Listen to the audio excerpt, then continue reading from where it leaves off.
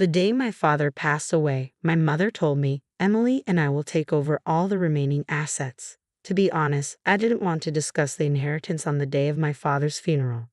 However, Emily eagerly pushed the conversation forward, her eyes sparkling. There's a will, too. Look, Emily said proudly, showing it to me. Just after Dad went to the hospital, Mom and I visited him and had him write this. Dad immediately agreed to leave nothing to you, sis.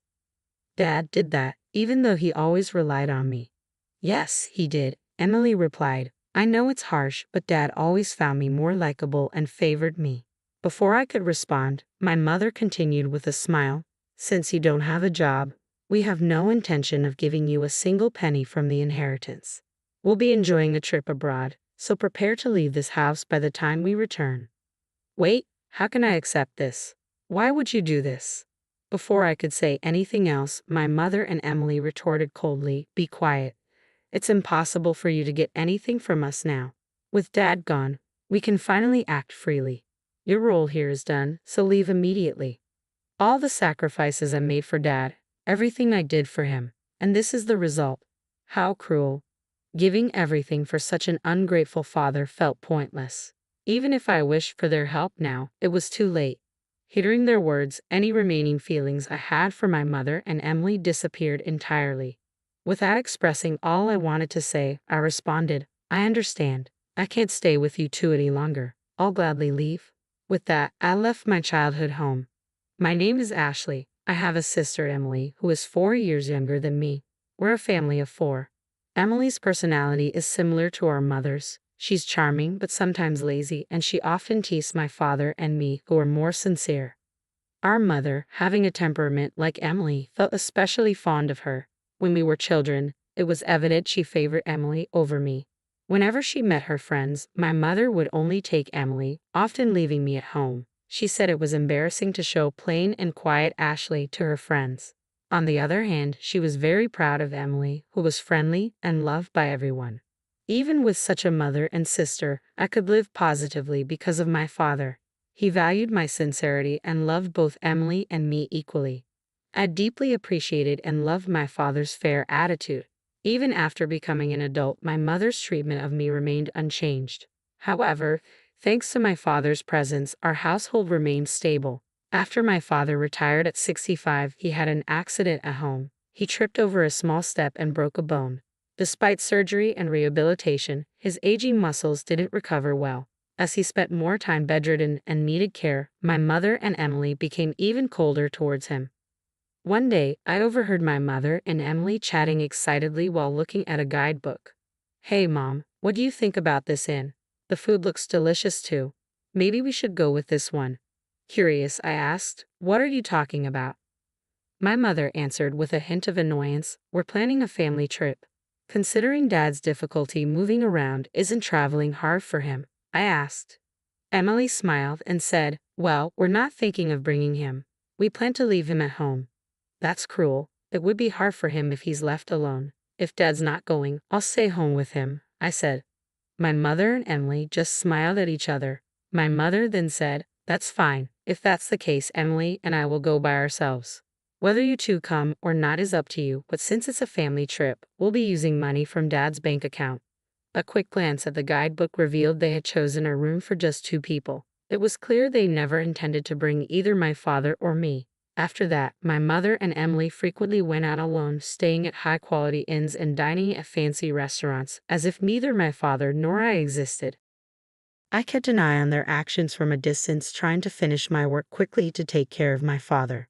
When I couldn't handle everything alone, I sought help from care services for tasks like bathing assistance or accompanying my father on short walks. On days when I had to work overtime, I asked my mother and Emily to look after him, but they always avoided the responsibility. One day, a care service staff member called, Ashley, I came to help with the bath, but is there no one at home today? Alarmed, I quickly called my mother and Emily. Despite informing them of the staff's visit in advance, they had left my father alone and gone out. When they finally returned, I confronted them, but there was no apology. The staff are professionals, right? It's okay even if we aren't there. Dad is an adult. He'll be fine being left alone. We don't want our time taken up caring for him like you do, they said. genuinely believing they were doing nothing wrong. I realized I couldn't rely on them and decided to take care of my father myself.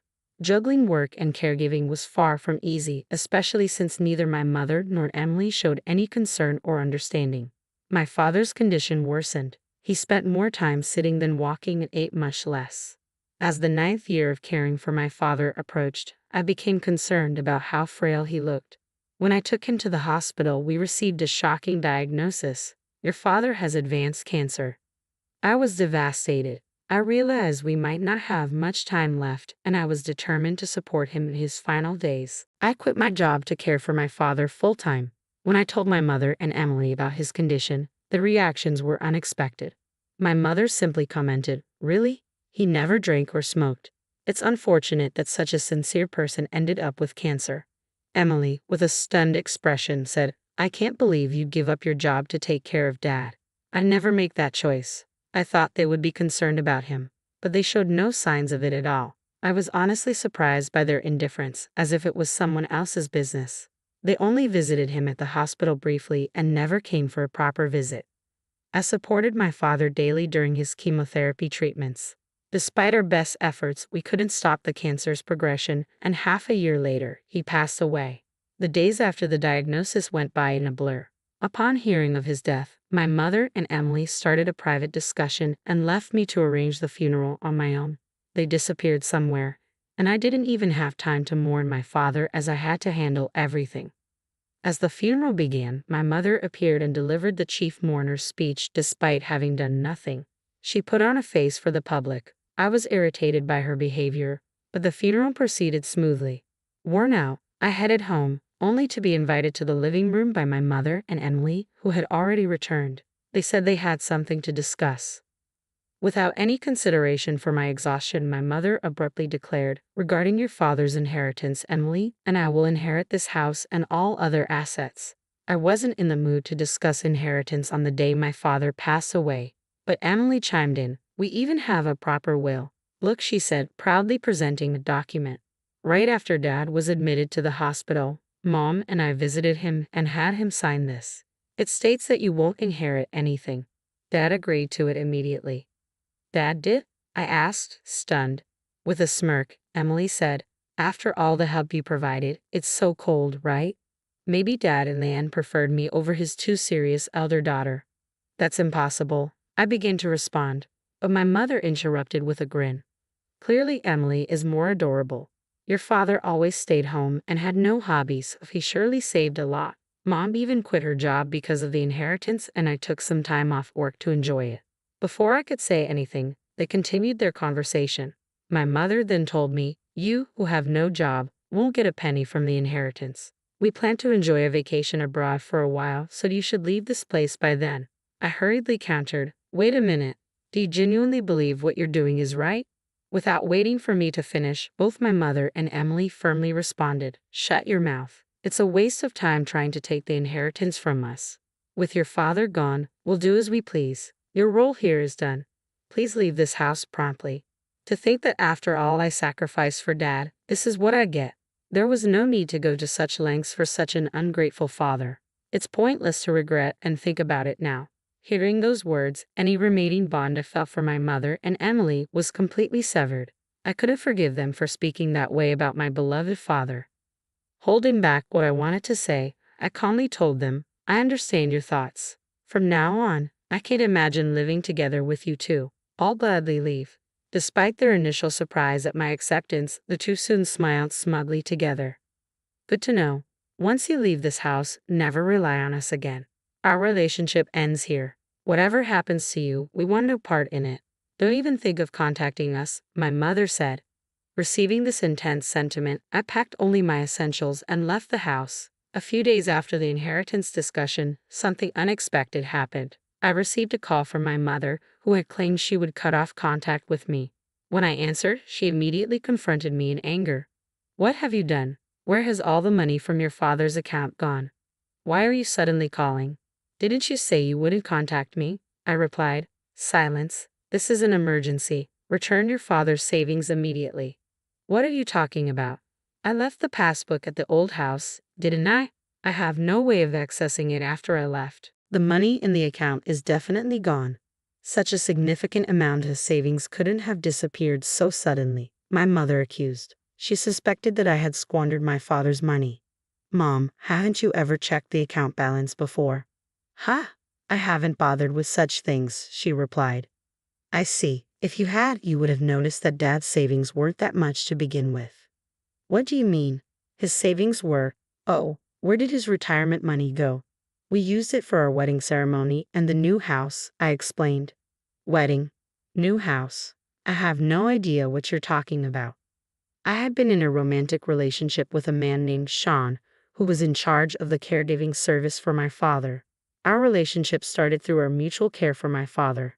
I had told my father about Sean soon after we began dating, and Sean proposed. At that time, I was overwhelmed with caregiving and work responsibilities and couldn't make a decision. Upon learning the truth, my father said, "Care for yourself more than me. I want you to have a happy marriage," and he supported me.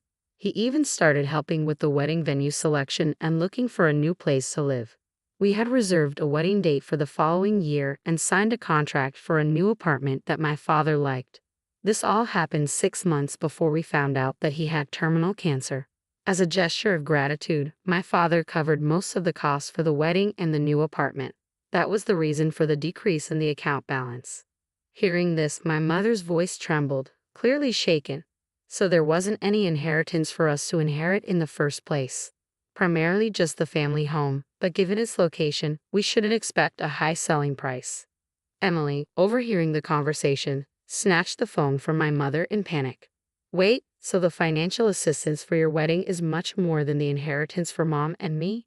That seems to be the case. Dad knew about my marriage and me leaving the house, so maybe he didn't see a problem in leaving the family home to both of you. He might have used a significant amount for me and intended the inheritance to compensate for that. Could it be that the reason you quit your job was because your marriage had been decided upon?